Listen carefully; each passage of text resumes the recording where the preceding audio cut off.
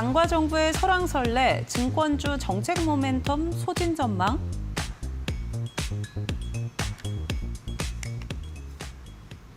네, 오늘 증권주들은 정말 여러 가지 소식들이 계속 나왔다 들어갔다 이런 모습이었습니다. 우선은 기대감으로 좀 출발을 하긴 했는데 그래도 오늘 저는 생각보다는 선방에 줬다라는 생각이 드는데요. 증권주들 좀 어떻게 보셨을까요? 네, 예전에도 이 경기가 좀 나쁠 때, 하지만 시장의 유동성이 많을 때, 이럴 때는 증권주들이 갔습니다.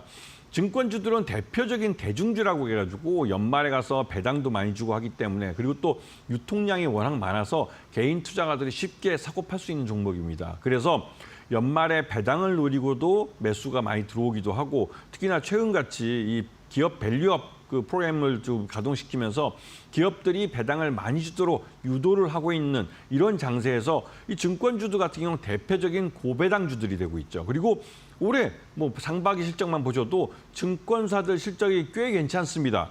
그리고 앞으로 뭐 이재명 대통령이 뭐 대선 공약으로 말씀하셨듯이 뭐 코스피 5,000포인트 실제로 그 지수를 맞출 수 있을지는 모르겠지만 그렇게 시장이 그쪽 방향으로 간다면 증권주들은 그 사이에서 꽤 큰 수익을 가져갈 가능성이 큽니다. 그렇기 때문에 지금 주가를 생각하는 게 아니라 앞으로 이들 증권주가 얼마를 벌 것인지를 생각하면서 이 종목들을 보셔야 되는 것이죠. 그리고 이런 종목들 중에 말 그대로 대형주들은 예전에 증권사처럼 단순하게 그 증권사 위탁매매 수수료만 받는 그런 증권사들이 아닙니다. IB나 다양한 금융 상품 또 다양한 서비스를 통해서 수익을 창출하고 있기 때문에 지금의 증권사들은 훨씬 더 많은 수익 기회를 가져가는 것이죠. 그렇기 때문에 예전의 그 고점, 그 전고점을 벗기고 추가적인 그 신고가 그 지대로 갈 가능성이 그것 때문에 높습니다. 그렇기 때문에 증권주들을 내 포트폴리오에 편입하지 않으면 하반기 수익률을 따라가기 어려울 겁니다. 네, 증권주 하반기에 포트폴리오로 좀 담아봐야 된다라고 전략 챙겨주셨는데요. 그렇다면 종목별로 또 옥석 가리기 필요하겠죠? 같이 한번 열어보시죠.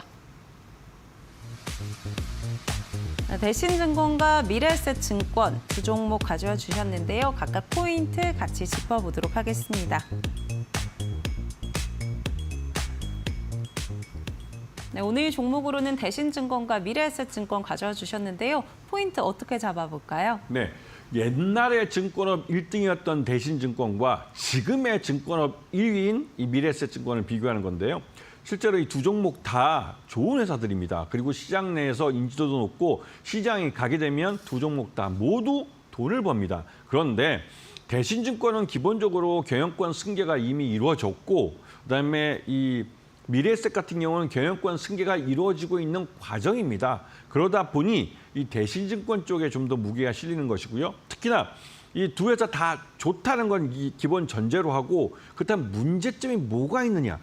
대신증권하고 미래에셋증권 모두 다 부동산 쪽에 문제가 좀 있습니다.